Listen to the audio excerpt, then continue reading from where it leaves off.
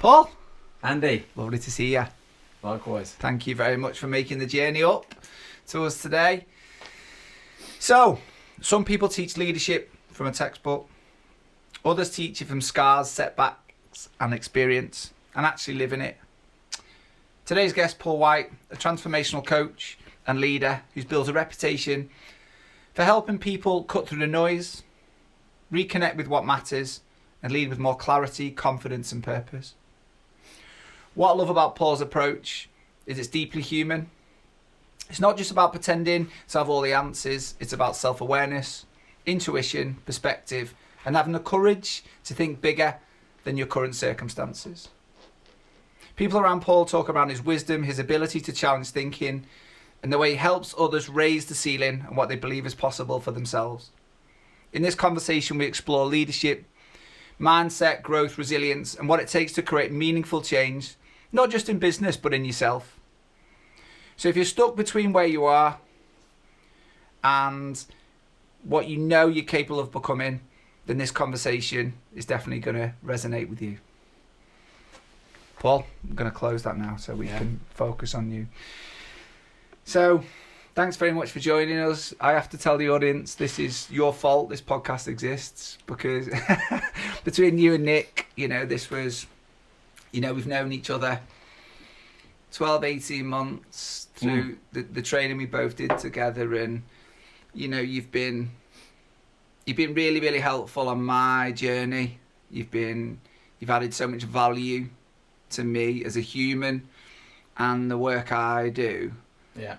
And through conversations with you, probably helped me really shape what the podcast was and is becoming. So It's been an absolute delight when I said, why don't you get on this? And you went, yeah, all right, mate. So thank you. Oh, thanks, Andy. It's nice to hear your kind words, and and I've really enjoyed the journey we've had together, and the energy you bring. So I'm glad to be here. First podcast for me, so a few little nerves, and it's good. And I think that's when we do things that are slightly unfamiliar, and I'm sure we're going to explore some of that stuff during this conversation. I certainly think that people listening, and I think that's the good thing about these conversations, isn't it? That the honesty that we're going to be having, and the honesty surely the two of us share with each other. Yeah. Hopefully that comes across in the conversation. Yeah. There are going to be things that we are nervous about, but you are here. I just didn't know what face to pull when you're telling me about that bio. I was like, I'm sitting here. But it's all good. Well, that's all right. Nice. It sounds good. Yeah. That. Do you know the reason why we do it is because a lot of people, generally I think people are quite humble. Mm. And so when they were coming back, it was like, so I just went, right, okay, well, if I write it, then normally it kind of go, I think we're better at that. Yeah. So the big thing that runs, as you're aware, because I know you're also an avid listener of the pod, one of the things that sits through the big conversation is around curiosity. So what's something you're curious about right now? Yeah, so I knew this question was coming. And I don't know. Obviously curious about life, curious about people, curious about what's possible, and I'm always trying to lean in to be curious about inspiring stories, positive stories. In today's world, sometimes the bias can be quite negative, and focused on the problems, and which I don't like to ignore and I like to be aware of, but I try and lean in and get curious about the solutions, the inspiration. I subscribe to Positive News magazine. Okay. And just feeding myself stuff that's going to inspire me and motivate me, and help me with that lens of what is possible, what can we do, what can we create, and what good stories we can make. Nice. So that's what I'm always curious about. Brilliant. Yeah. And look forward to kind of exploring some of them, because I know some of the topics that I think we'll end up delving into. Yeah. I think we'll see through that. So for for new listeners, or just Yeah. for Paul to put some context to what the pod, so the Unlocking Human Potential podcast kind of has three main aspects. Yeah. How do we get the best out of ourselves? How do we optimize ourselves in the best possible way, or unlock our own potential? And then I think it's important that we explore how we get the best out of others. Yeah. So, you know, how do we lock potential in others? And then for me, then for the listeners, you know, if they've given up, you know, an hour of their time, I think it's helpful that we try and kind of add some context of so what needs to at the end. So hopefully we're then just going to wrap it up with just a few kind of, you know, how do we kind of, you know, summarize the conversation in something that's going to help the audience take some action from day one. Yep. Okay. Yeah. Yeah, sounds good. So, unlocking our own potential. Yeah. Where does that land with you? I think we said a few times, you know, there's a lot you could delve into here. Mm-hmm. I think the biggest thing for me is over the years my awareness has really grown. Okay. And not getting lost in thoughts, and some, you know, there's a lot of thoughts that are conditioned from the past and emotions. So I think now I've, you know, that growing awareness of being, you know, not the thought but actually the awareness behind the thought. And yeah, it can be called various things: presence, mindfulness. But when you're really in that present awareness state, you know, that's when you can find out and tap into the wisdom. You know, what's required of me in this situation. You know, what do I need to do? How can I best serve this situation? You know, and then from there, asking myself questions is always very powerful for me. You know, what do I need right now? You know, what do I need to nourish myself? What do I need to be optimal? Yeah. And when you just give yourself that space to be present and ask yourself these sort of questions, and try and have presence as my primary purpose. Yeah. So even sitting here now, I'm trying to be aware of, you know, just have the awareness and not get lost in like overthinking, that self-talk, that critic, that noise. So yeah, that's really important for me. So, and then from there, I can then build in, you know, look, if I look at my week or my day to day. So obviously, you know, my basics from, you know, balanced nutrition, you know, good sleep. I do quite a lot of sort of mindfulness practice, 10-15 minutes a day, just as, you know, to focus and try and create a bit more space, headspace. Which is really important to me. Movement, physical movement, exercise is really, you know, obviously really helpful, and you know, really good for like blowing out the cobwebs and that sense of reset and feeling fresh. Go out this morning, to a nice park, and, you know, a bit of a stretch and get that, you know, in that morning, get that water in, you get that daylight, that sort of biorhythm. So yeah, all of that sort of stuff's really important. What else would I say about optimum and what I do generally? I think the reflection part is really, I think it's come out from a few people that I've heard on the podcast. Yeah. And since I've been coaching for the last few years now, that reflection piece is, you know, it's been a bit of a game changer. Yeah. Before I used to just like do stuff, and you might, you know, take a few things forward and learn. But when you get into the habit of reflecting, you know, what's gone well. I think, again, you know, focusing on what's going well, dwell on that, and that builds that sort of resilience and that approach of, you know, appreciation. And then you can shine that appreciation and that what's going well into some of the things that, you know, that you need to sort of work on and stuff. So that's, you know, that reflection part's really important. I try and do that, you know, 2-3 times a week. Okay. Just for, you know, 10 minutes, and just, you know, what's gone well, what would I wish maybe could have done different, and what am I taking away, what am I learning from this? Oh, nice. You know, so I've got, you know, there's like a lot there, isn't there? Yeah. So And then there's the flip side of, you could be doing an awful lot to keep yourself optimal. Yeah. So I think it does come as well where, not taking life too serious, not taking your thoughts too serious, having a bit of playtime. Yeah. Trying to put as much playtime and joy into all of you doing. Yeah.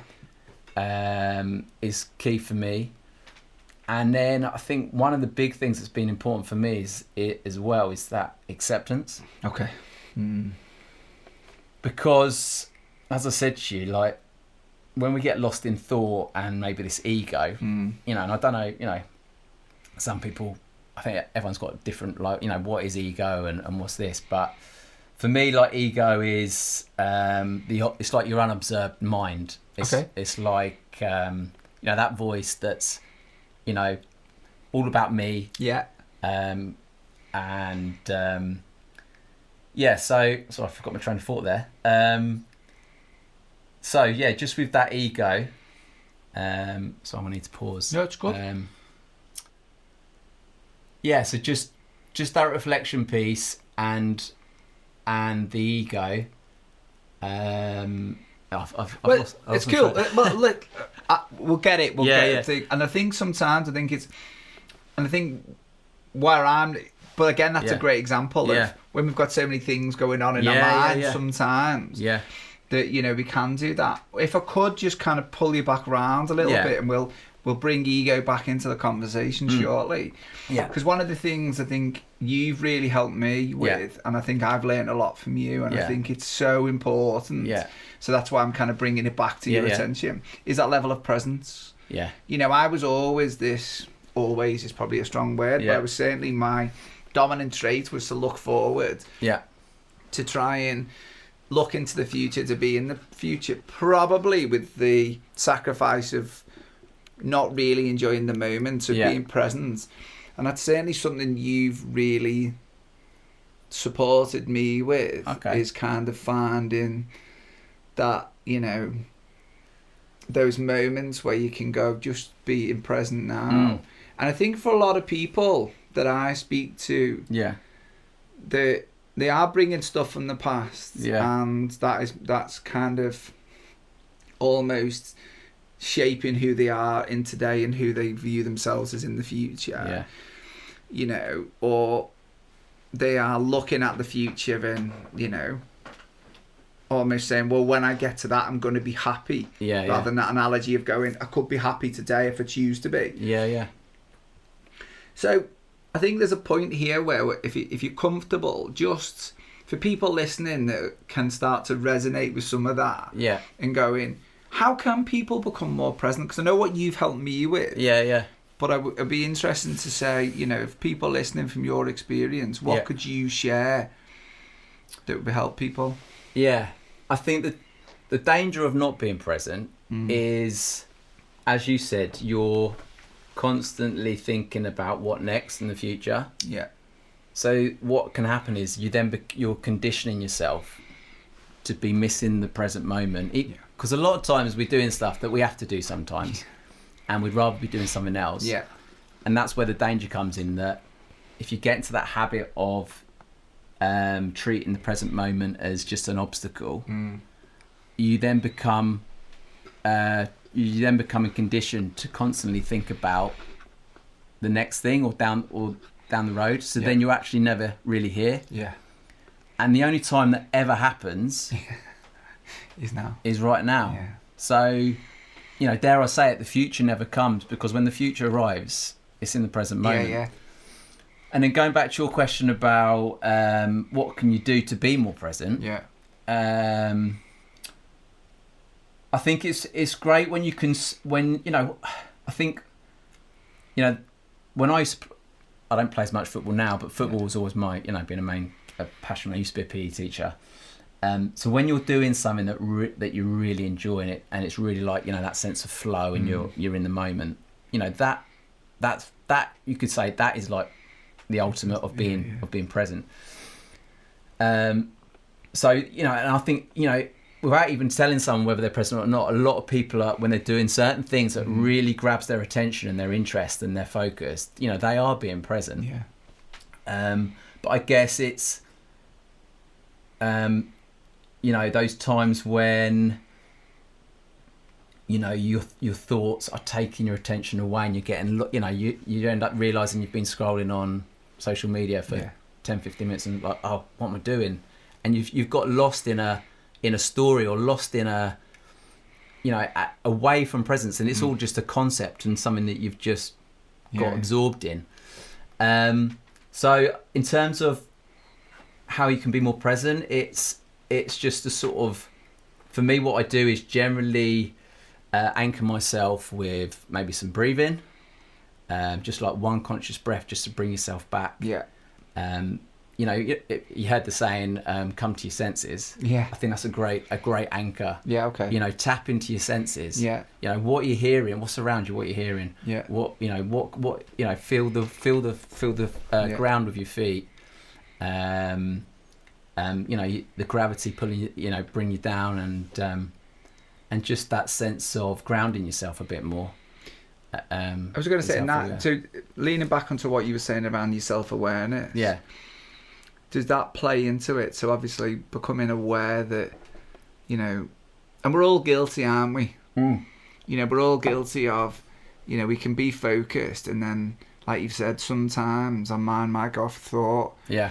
You know, I'll always use the example of, you know, if people want to go back and check this out, they'll say a couple of times I've introduced the podcast with the wrong name. And a part of me is trying to go off going, oh, why have you done that? Yeah. But actually, you know, I've got to pull myself back from that moment, because I'm then going to be, and that's a normal kind of process that we all go through, isn't it? Yeah. We can all be in the moment. We might say something, might do something, something might flick of our awareness, or all of a sudden it might be, oh, I actually got to go pick the kids up at 3 o'clock, or you know, the busy mind piece takes us away from the present sometimes.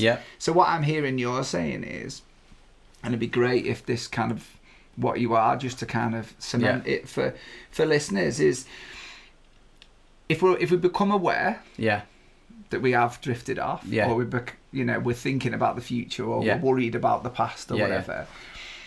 Is there a moment that is the trigger, the moment where we go, okay, let's just pause, let's find our grounding, let's just take a moment through breath, through conscious thought, to bring that round? Have I and kind of and I think that's where I got lost a little bit earlier, is that in that acceptance piece, about, you know, not judging yourself, not and a sense of sort of forgiving some of the stuff in the past, or forgiving yourself, and really accepting.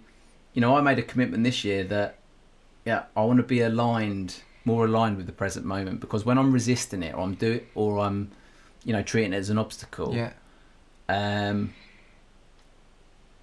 actually causing myself suffering. Okay. You know, because when you resist, it persists. So if you've got a thought that's coming in that you know, you don't necessarily like or want, you know, rather than not wanting it, you know, when in the past that's what I used to be, and then it's like a vicious cycle. You're sort of trying to push it away, but it's just coming back at you. It's that sense of just, you know, accepting that thoughts come in, you know, anchoring yourself a bit more, coming to your senses, and then just, you know, if it's not, you know, easier said than done sometimes, but again, it's that practice with presence, that mindfulness practice, you know, and it's just about bringing yourself back as many times as you can, so then it becomes your default. And not getting lost and get caught away with a thought, and then you know, you're gone for 5 minutes and you're dwelling on it and stuff. So it's that being okay with thoughts that maybe are coming up from the past that aren't serving you, and just letting them go. So 2 things come up for me. One, you know, when we had the podcast with Sarah Davis, one of the things that she said was, you can notice stuff. So you can notice what's coming up. But you can choose to not interpret it. So you don't have to put any meaning to it. You can just acknowledge it and go, it's there. And go, okay, cool. And go, but you don't have to kind of think too much into it. It's just acknowledging it's there. But if it's going to come back up, I can deal with it another time. But it's fine. And then the second one is, and I know you talk about this a lot from our conversations, the lens of what we view the world. And what I'm hearing from you is that if we look at our own lens of through the lens of compassion, Yeah. or the lens of acceptance, Yeah. or the lens of self-care, whatever you choose to do, Yeah. you know, then I think we can, like you've said, there's an element of, I think this came up the other day and we were talking about it last night. Yeah. You know, I didn't realise I'd even posted a video, and it was me going about how we're flawed. Yeah. I'm flawed, and I'm Yeah. comfortable with that. Yeah. Yeah. But I'm kind enough to myself with my own flaws. Yeah. So when we look at the lenses of the world, Yeah. can you explore that for me? Because I know that's something that you... Yeah, and I think it does go back to the awareness thing as well. It's, you know, because once you become aware, it's about where are you putting your attention. Yeah. You know, and where you put your attention is, I think, you know, for me, really important. So it's that sense of, you know, before you rise up, you need to wake up. Okay. And yeah, so it's just, yeah, it's just really important to put your attention on what, you know, what's important to you. You know, and so that links to your values, your vision. I was going to say, yeah. And also when you've got a certain lenses on, it's amazing what the difference it can make in terms of your perspective. Okay. I think we did something in our coaching training where we put like we tended to put on a number of different glasses. Yeah. You know, one is looking at someone who's being difficult. Yeah. So then straight away, I remember feeling a bit cringe and a bit awkward and a bit like, oh, you know, this person. Yeah. And then, you know, you're putting a lens on where you're looking through a lens of compassion and you know, this person is, you know, wants to do good, wants to solve, you know, wants to do well. So yeah, you know, putting that lens on, and you know, before I coach a session, I'll always think about that, you know, that unconditional positive regard, non-judgment. Yeah. You know, really shine a positive, you know, energy towards someone. Yeah.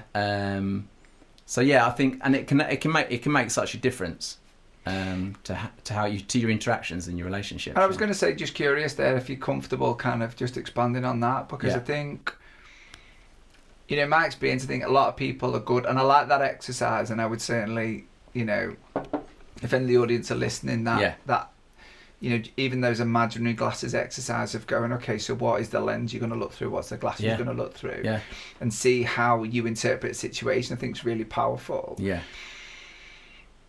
But the other bit that for me was, and I guess it's a curiosity question, which I'm full of, is that I think we're dead good, not dead good, but I think some of us are dead good at doing that for others. So we're compassionate with others. Yeah. And we're good at looking at putting those lenses on to view others. Yeah. How do we do that for ourselves? Yeah, so it's a deep question. Yeah, it's a good one, because I think, you know, from conversations we've had, I think we're both in the past, you know, people pleasers. Yeah, 100%. Like I was, you know, I think growing up, I was very much like, you know, wanted everyone to be all right, and, you know, a bit of a yes man. Yeah. Which, you know, can catch up with you because you can't do it all. And, you know, and I've come to realise that, and I think it's, you know, the theme's come through a few times on your podcast, is that sense of, you know, self-care is care to others. Yeah. So I think it's massively important to be compassionate to yourself. You know, look after yourself, make time for yourself, give yourself time to reflect and explore what's really important to you. Again, where are you putting your attention? You know, what are you doing that's serving you? You know, a while back, I, you know, as a coach as well, you know, I do some stuff, work on myself as well, and that sort of, you know, again, asking myself questions. You know, what do I need to nourish myself on a week-to-week basis? You know, looking at that, what's energizing me, you know, what's not serving me, you know, and identifying, you know, not serving me. Yes, as you know, in the past I might have been caught on, you know, Facebook or social media for 20 minutes here and there, or, you know, and, you know, looking at what you're doing is what's serving me, what's not serving me, and then putting things in place to to basically look after yourself so you can be the best for yourself and others. Yeah, which again comes back to looping it back to that values vision piece that you're talking about as well, isn't it? Because it's the identity of, okay, what am I trying to achieve, and is this helping me get there? And if not, okay, so why am I holding on to this? Yeah. And asking yourselves those questions. Yeah. But looking at through that lens of compassion rather than beating yourself up and going, oh my God, this isn't helping to me, and this. Yeah. It's going, okay, why am I holding on to this? And leaning into yourself with curiosity, isn't it? You know, and I think we are, you know, from the conversations we've had, and I can only talk for me. Yeah. You know, I've certainly been guilty in the past of kind of things haven't gone right, and the first thing you do is kind of judge yourself with that, and then, you know, I've always said I am my biggest critic, which makes me quite comfortable in most situations, because there's nothing that most people can say that I haven't said to myself even worse. Yeah. So that, which gives you an air of confidence, but actually can be sometimes. So actually doing that, but it comes back to what am I trying to do and what am I trying to achieve, and I think it's really important, and I'd be curious where this lands with you about how us taking our time, and I like the reflection piece. I think it's something people don't do enough of. Yeah. You know, when you did it, if I could share something, when you did it, there was a pause of saying, oh, I look after myself in this way, but it's almost like, or you ask yourself these questions. Yeah. It's almost like there's a hesitant of why you should do it, whereas I think you then followed it up with going, well, it's important. If I need to be optimal, you know, you've got young kids, you've got a wife, you've got a great business, you've got friends and family around. Yeah.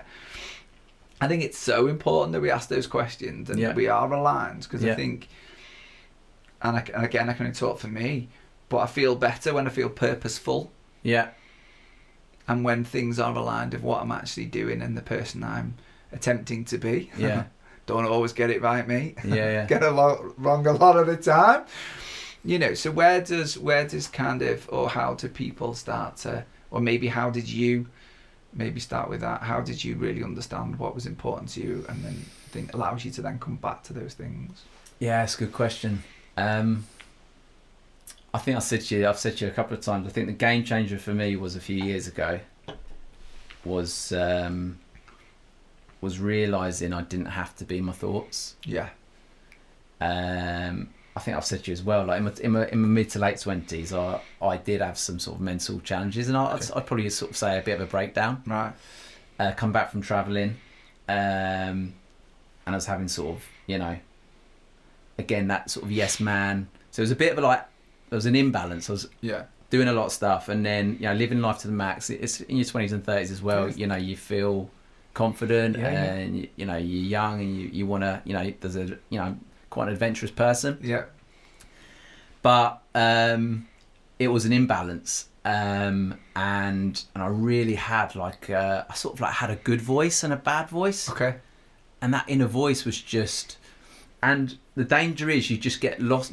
You're completely identified with these voices and those thoughts. And when I realised, you know, from, you know, quite spiritual, right.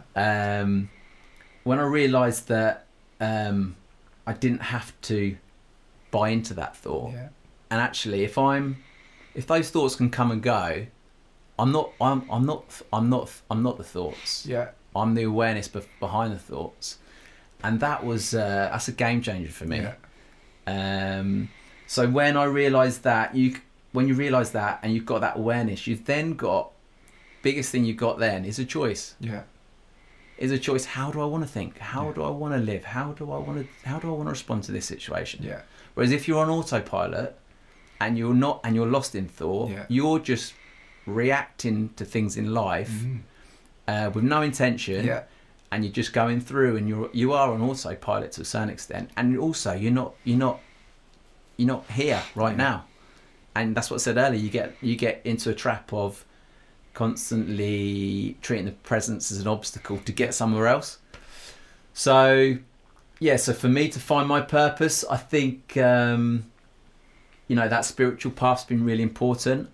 And then once, you know, again, when you've got that awareness and that reflection and that space to move away from those thoughts, you can actually start thinking about, you know, what is important to me, you know, and sit with it. Ask yourself, you know,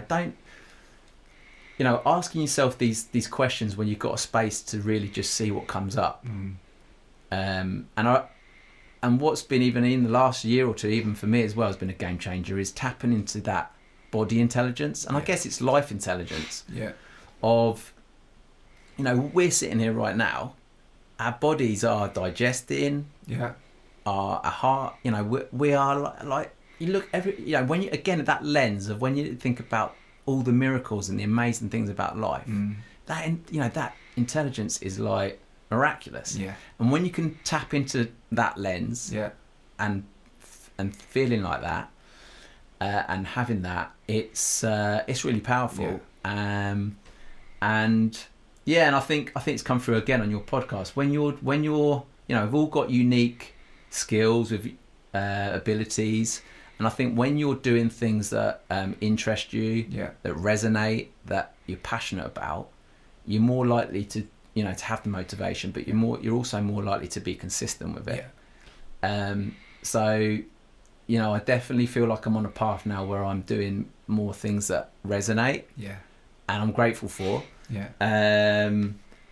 So it's that real sense of just creating a space for yourself to really sort of go deeper about what is important to you, and trying to follow that, but also remembering you've got a choice about how you respond, where you put your attention, and it is so powerful. And it was interesting because the word powerful was resonating in my head. And when you used it, I went, okay, we're aligned here, because that's what I felt it. It felt it. I watched your body language. I watched the energy move and shift when you were talking about it, and I felt that from here.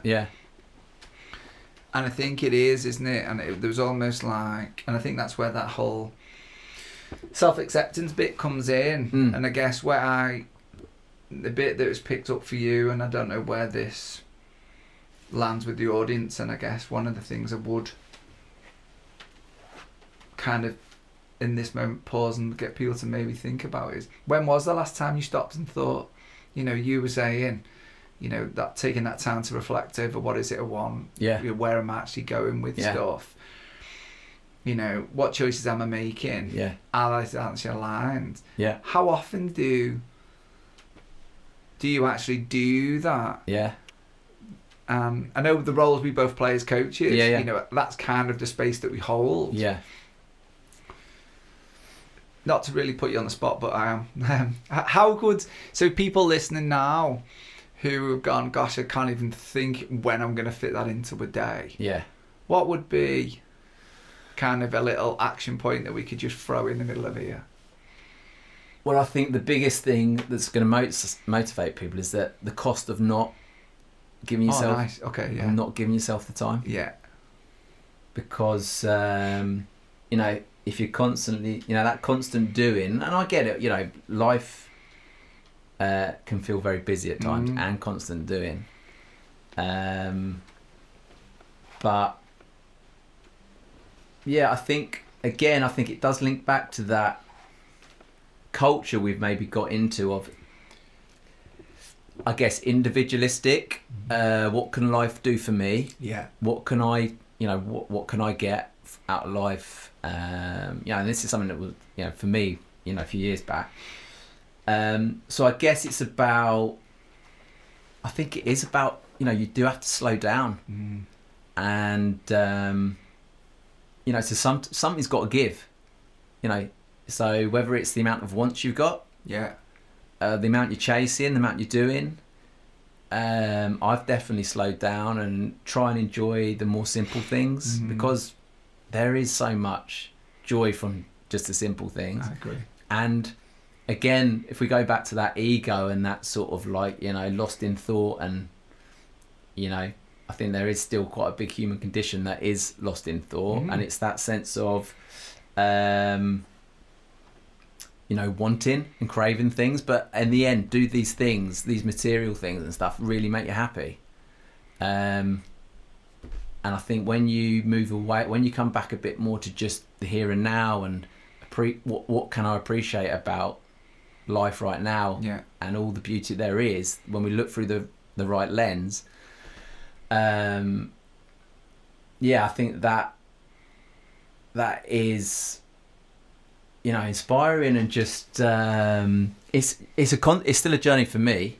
I've said to you last night, I had a busy weekend, and I still have times where I trying to bring, my ego is heightened, and I can sometimes get triggered, and it's just about, the more you practice being present and mindful, when you are here and now as well, you're not fearing, you're not worrying about the past, you're not fearing about the future. There is a real sort of trust of,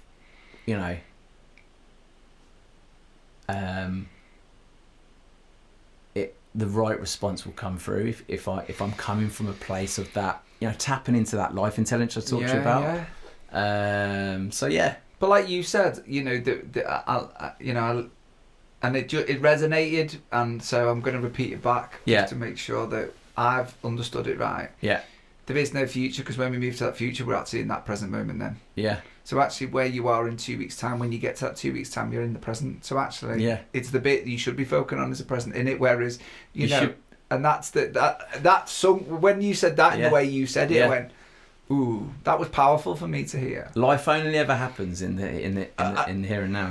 Yeah, but I think that sometimes we forget that, don't we? Because of the hustle and bustle of it, and people are going to be listening to this, driving to work, walking the dog, wondering what they're going to cook for the tea, or what time they have to go and pick the kids up, or oh my god, I'm ready for that meeting, or I've got this meeting, or I hope you hurry up and get to the point so I can finish it. Do you know what I mean? All of those things become life that we've got. And I think, it's really nice that you're mentioning it and others have mentioned it, and I think it's really important. That's hence why I've kind of brought it back. I think it's something which I feel we don't acknowledge enough. I think we don't act enough. We forget that actually to enjoy this bit.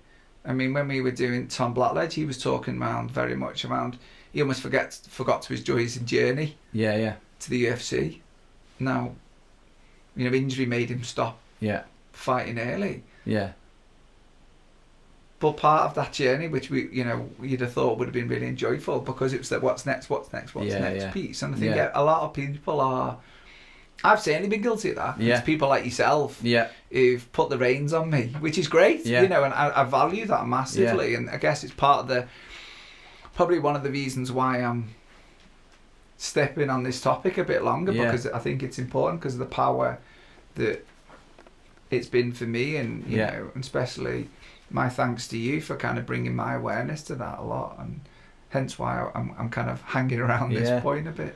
One other thing I would say is I guess it's the mind is a great tool, and the mind wants to help us out. Wants to help us. What are we going to get for dinner tonight? What are we going to what is down the road? What do I need to organise? It's such a great tool. But how are we using that tool? So the first thing, as I said to you, is your mind your master, or are you the master of your mind? And it's a bit like your phone. Is your phone the master of you, or are you the master of your phone?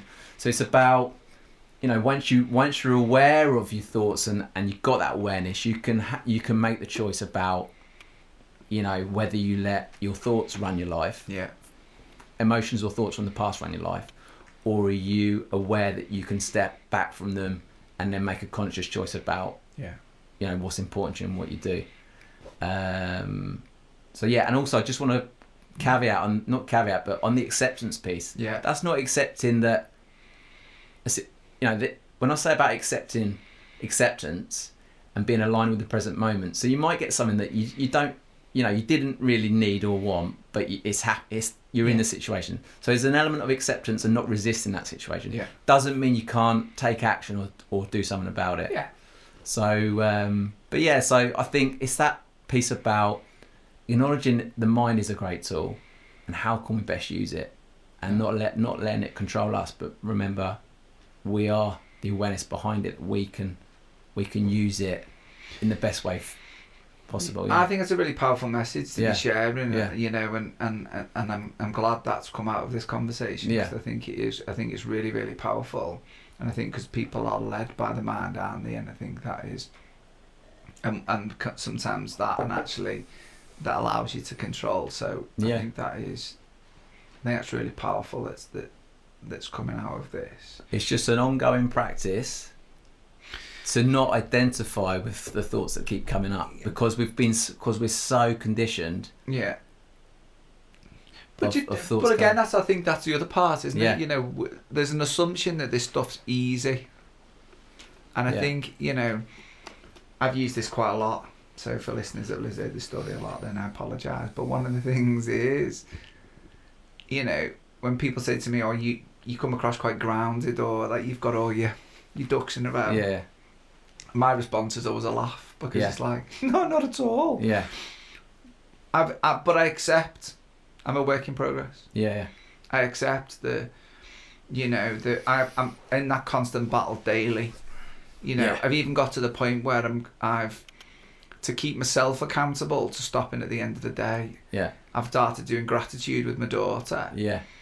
Where even if we just what the one thing we're grateful for today. Yeah.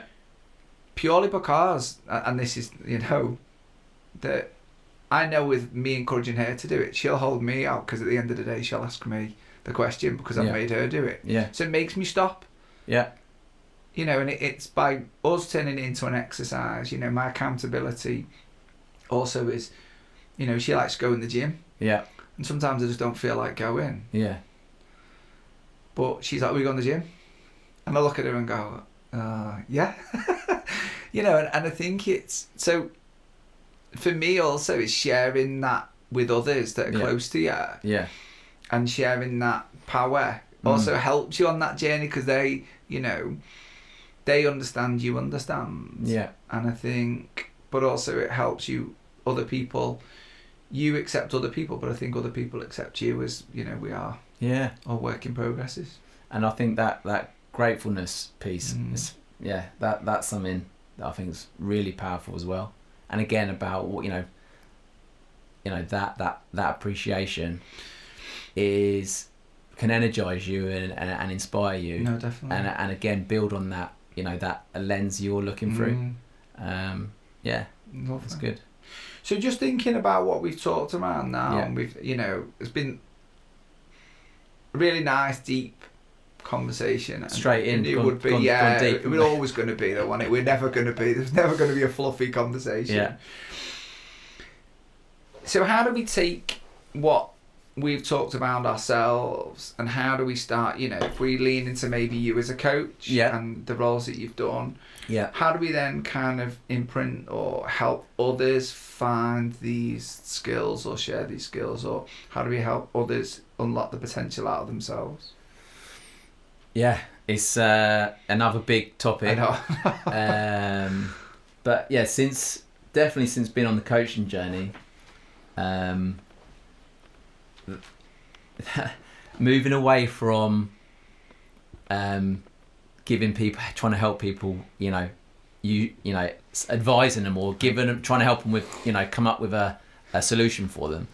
You know, for me, I've really moved away and moved towards, you know, that listening to understand, and, you know, we've all got this innate potential in us to really, you know, to come up with the solutions to our own problems and challenges. So I think it's about, you know, really listening, giving a space to people, showing that they, you know, they matter, you know, that real attention, interest in what they're telling you, and you know, and then it gives people the space and the courage to think for themselves, as opposed to, you know, others, you know, being on the flip side, you know, wanting to help, and then the other side that people will naturally think someone's going to help them and give them the solution.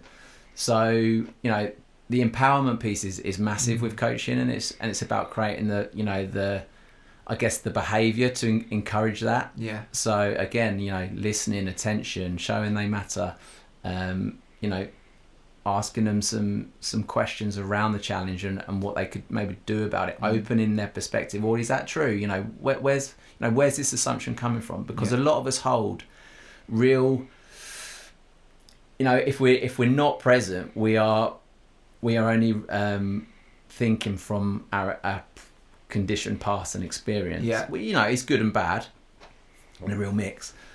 But can you, when you have that space and you give someone that space, open up that perspective. What's the assumption you're holding here? Is that true? I'll sometimes say to me, if a thought comes up, is this true? Yeah.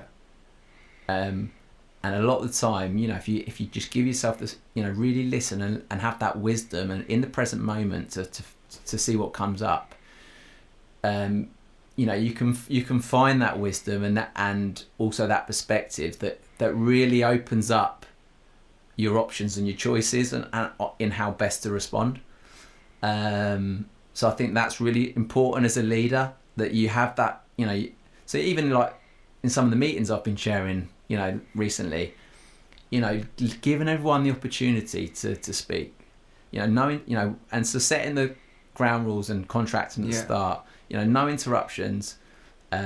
Also start going around the room about what's going well. Yeah. So you're balancing the scales in terms of the bias, in terms of a lot of times we come to me and right, what's the issues we need to sort out? What's the problems? Yeah. So by starting on what's going well, you're up straight away. You're lifting the energy into an appreciative lens about the solutions and that focus, and then by giving everyone around the room a chance to speak about, you maybe cover a few agendas, what we want to talk about, but making sure everyone's got designated time to say something.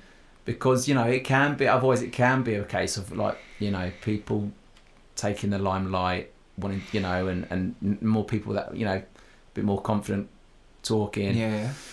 So that, that's really powerful. And it's just, I think it's just the culture and behaviour of how you're interacting and what you're putting out there to allow people to think for themselves, to have the courage to say something, to be vulnerable, to that non-judgment piece. Again in those meetings, by setting that framework and that environment, just allows people to feel like they matter. Yeah.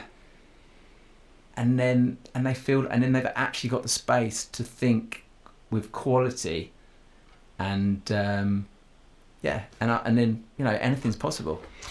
And I think I think sometimes we take for granted that how powerful just holding that space can be. Oh yeah, really powerful. Yeah. And just allowing people to, and especially when they realise they're going to get the opportunity to say what they need to say, because like you've said. Especially in group situations, and I think we've all experienced it, there's somebody that normally has a lot to say and really comfortable saying what they need to say, but may not always be right. Yeah. They have an opinion. Yeah. Which could be right, but it could also be. But also there's the bit of, I think we talked about this last night, one of the things that, how all the different voices in our head and how they might all contradict each other, they might all lean to each other. Yeah. But I think when you're in a group situation, you could have, depending on the size of the group or the team, lots of different opinions, and actually the power of that can actually strengthen it to become, we are greater of a sum. Yeah. But that only works, doesn't it, when you create that culture environment where we can all say what we need to say. Yeah. And actually, how do we? Because you only need one person to come up with the best idea and they go, let's all do that. Yeah. Whereas if there's not an opportunity where people can say that. Yeah. That, and for me the concept of psychological safety kind of sits in and around that, and a lot of the work that Amy Edmondson has done and stuff. So just with that, if there's people listening, how would you, and I'm not saying you have to give all your secrets of how you give it away. But for people that maybe are leading with teams that would like to create a little bit more of an environment where their team are more comfortable to stand up. You talked about contracting. Yeah. Do you want to share for listeners that may be unfamiliar with... we're familiar because from a coaching world, it's kind of what we do all the time. Can you just explore what contracting or group contracting might look like for those people that are unfamiliar with it? I think it's... So if you've got a meeting or even just the dynamics and the environment as a team you want to create, I think it's the ground rules really, and it's like an agreement. Yeah. How are we going to agree to behave and work together. So if we've got an example for a meeting, it's like, we're going to give each person a chance to speak. We're not going to interrupt until they're finished. How do we, there's various things you could cover in that agreement. And I think that the key thing as well is to make sure that everyone, again, has something to say about what they want that agreement to look like. Yeah. And all contribute, because again, in terms of the coaching, a lot of it's not about telling, it's about asking. Yeah. So when people are coming up with the solutions, coming up with the ideas, they're so much more empowered and motivated. Yeah. To act on it and do it. So I think yes. Can I just interrupt? Sorry, sorry, because the only thing with that is, and one of the things that came up for me, and I'll forget it if I'm honest. That's why. Was that's going to come from you as a leader, being trusting that they're going to come up with the stuff. I think a lot of, and especially in my experience, a lot of leaders or people who, sometimes may not trust all the people they work with to think, well, they might not have the answers, or I'm the leader, so therefore I should have all the answers. Yeah. It's having the belief, and I think you said it really nicely earlier on, to say that trusting each person's got all the answers with themselves, all the skills with themselves, all the understanding in themselves. And by creating an environment where allowing that to come out. Yeah. I think it's sitting in that world of trust, isn't it? Where we trust it. Like, if we've got people in the room, they know what's good for them. Yeah. And we're comfortable now that's good with them. Yeah. So if we can create an environment where they can tell us, then we can create an environment that suits everybody. Yeah. In the right way. But it's holding the trust that we know people have got that, which I think some people struggle with. And I think as a leader or a coach, you've got to lead on that. You've got to show that. 100%. You've got to practice that. Yeah. So they've got to see it in you. Correct. So that's really important. Yeah. No, I really like it. Yeah. So when you've got talking about this unlocking in others, where else does that land with you, or anything that you would, kind of the leaders out there, any ideas, anything that you've shared, anything that you think is helpful to support others from either your world as a leader or your world as a coach? Because we've covered a lot of I think there's definitely a piece about tapping into that embodied intelligence and getting your staff, getting team or leaders to really, become more present and also use that embodied intelligence. Now, what is embodied intelligence? It's that coming to your senses piece again. So it's, if you've got challenging, you've got stresses, or you take it. Sometimes we can take things on personally, and by using some techniques and practices, it's about putting some of that, excuse my French, but shit in the space. Put it. You don't take it on personally. Anchor yourself in that sense of coming to your senses, and just that, again, that trust and that innate potential of what we're all capable of. So I think that's really important. And that, again, when you've got that awareness, you've really you're building your capacity to respond in a more helpful way, rather than reacting based on old thoughts and conditions. So I think that's again, like I said to you before, that my primary purpose is to try and always remain present. It doesn't happen all the time, and it's a practice, but I know when I'm in that space, I'm a lot less fearful. I've got a lot more trust and confidence. I've got that deeper knowing, even though I don't know what the future holds, there's just that deeper knowing. So I think that's really important. And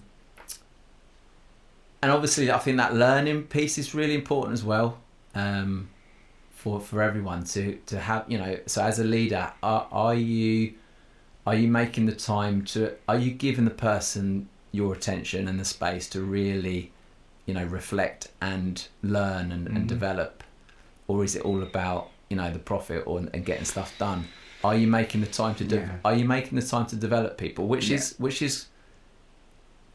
the thing that's funny is, if you get, by giving people the quality time and space to think, you're actually saving time.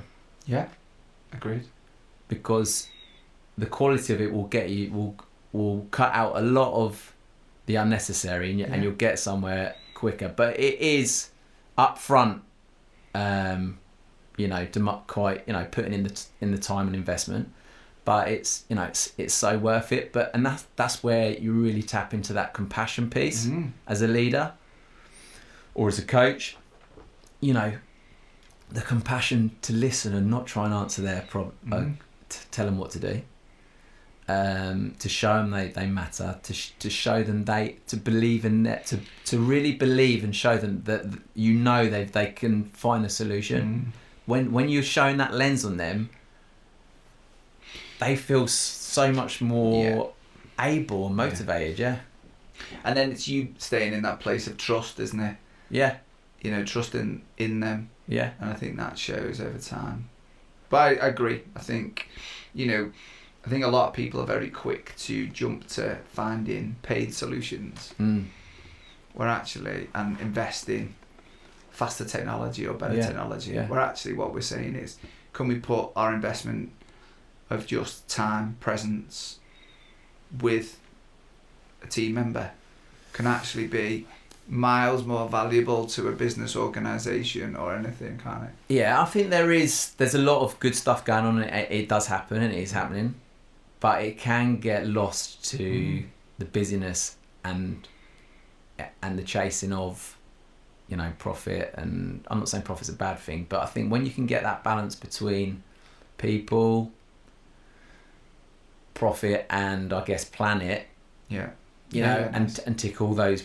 I think that's Sir John Whitmore that was his. That's the balance we're trying to achieve. That's great, and that's where that wisdom comes from. About wisdom to not just make another problem and just solve this one, but how can we look at the situation from a wider lens that's not going to create further problems, but also allow all of us to sort of for the betterment of others and as a team or a group to flourish. So I think it, for me it's massive, and it's so powerful. It's a practice, and it does take real compassion and time and investment, but what it can create and make can be amazing. No, I love it. Just before we kind of move into so what, and we leave our listeners with some advice. We've covered a lot of ground. Which you need to lie down after this. No, it's good. I love it. I knew this would be a really good conversation. So for me, it's been great, and there's lots to reflect on. But I'm staying present, and before I kind of move to that, is there anything that we haven't covered that you feel would be helpful?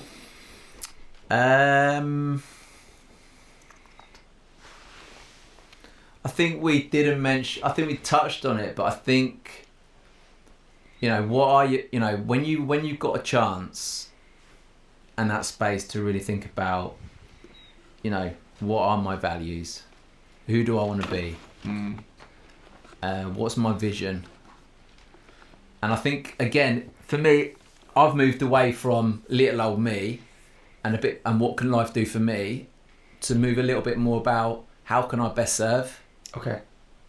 That might sound a little bit like, who's this do-gooder? But I think, being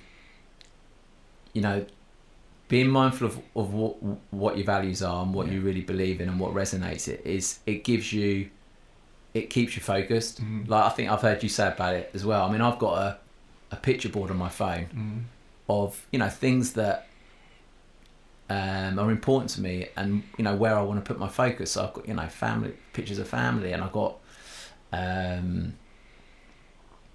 various pictures on there, and like I started that about 7 or 8 years ago, and a lot of stuff on there has come to fruition. So I think again it's that law of attraction. What you put your focus on, where you put your attention, what is your intention, and again, what's the saying? I think it's ask and you will receive. Is that sense of what you focus on is what you're gonna that is where your energy is going to go. So for me that's important. So like a vision board, get creative. What do you want to create? You can be the writer of your own story. It's in our hands. So, and I think what's quite nice about that, as it brings it all back round, is you get what you focus on, or you know, and so be careful what you focus on. If you're focused on things that aren't helpful, then is there a surprise that we're probably going to see less helpful things? Where actually if we become more self-aware, more present, more bring us back to the moment of going, is what we're doing today actually aligned with what I would like the world to give me? And if it's yes, then cool, let's stay in this moment. If not, what do we do about that, or what do I need to ask myself? I love that. What's 3 practical things that people could try today?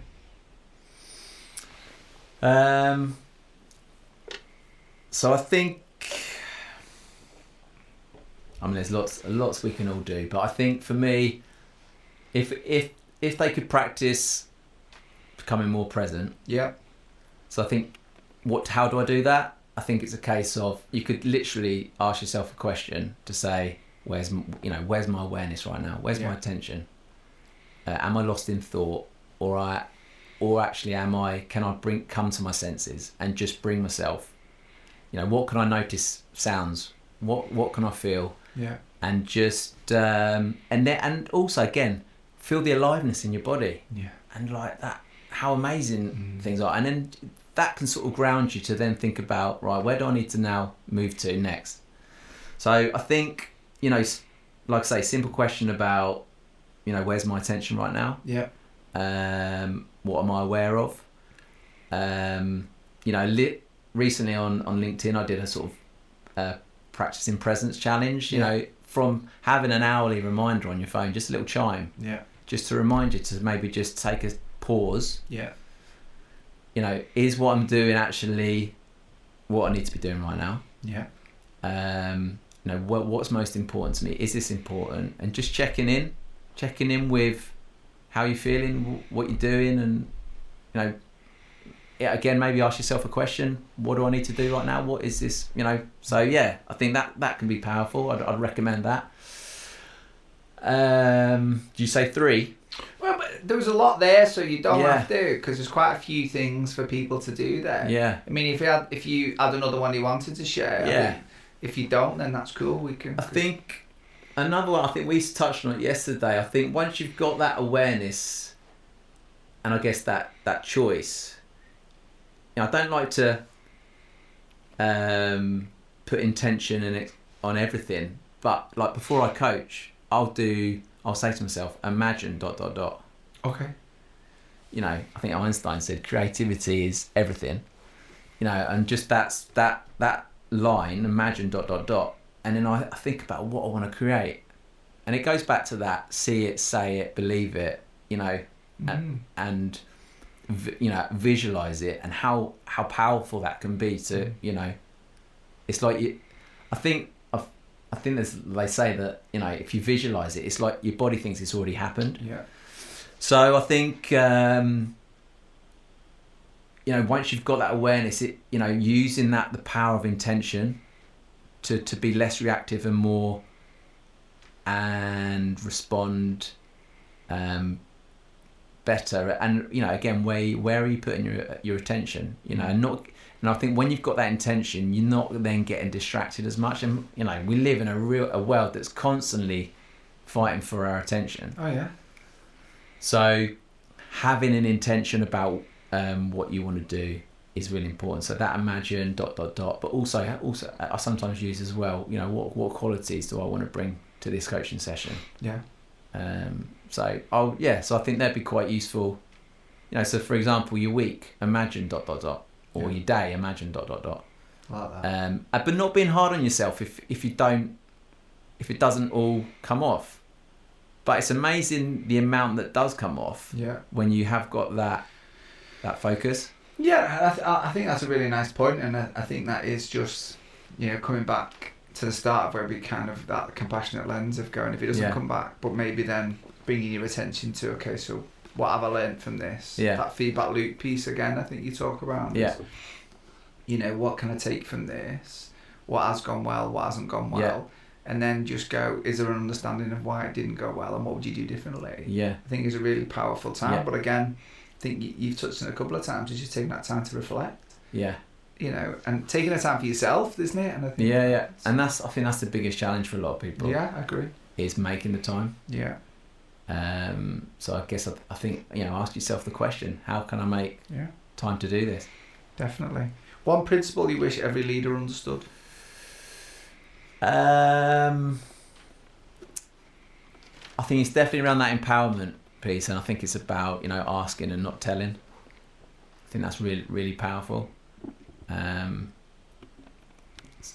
even going when we talked about the feedback, asking that person, asking them to tell you what's going well, what would they wish, what's the learning, and then you can, by asking them some questions around it, they can go deeper and really have a more powerful, and then taking some ownership about how they want to move things forward. Yeah. So I think asking, not telling is works. I find powerful. Yeah. Awesome. So thinking about this conversation. Yeah. Is there any insights that we've probably not covered that people could turn into action? There's been a lot of action points in this already. I'm just curious before we kind of wrap up. Insights into action. I think we covered. I think we covered some real good stuff. Okay. I think I did mention it about try and smile more, try and be more playful, try not to take life and your thoughts too seriously. Yeah, I like that. And that try and bring as much joy into what you're doing.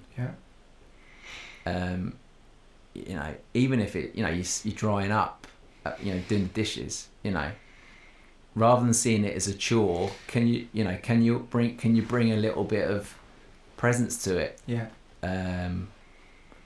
And just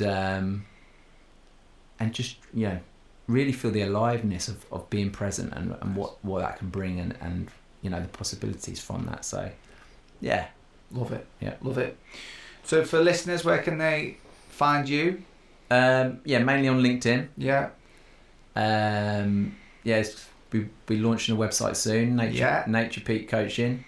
So it's about naturally empowering people to rise, and I think that nature thing as well is about trying to be our true nature. Nice. And not the ego and the the thoughts that don't help us. And I think when we're coming from that place as well, we will be at our peak. We are performing better. We are in more aligned to what's important to us. So LinkedIn. And the website will be launched soon, so we'll put all the links and everything for that below. That's great. Any final challenge you want to set our audience before we call it a day? Final challenge. Good question. I don't want to keep banging on about the same thing, but well, it must be really important if we do. So challenge. Hold on, just have a sip of water. Yeah.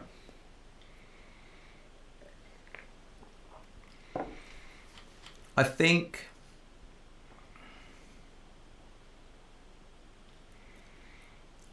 just be kind to yourself and try and ask yourself more questions. Nice. More questions about what is it you need to be doing, how can I best respond to this, or what's not so, have a question approach, like the leaders as well, So I think that's powerful. So yeah, what questions can you be asking yourself more? Nice. Yeah. Paul, it's been wonderful. Thank you very much. Thanks, mate. Appreciate you a lot. It's been brilliant. Cheers, mate. Thank you.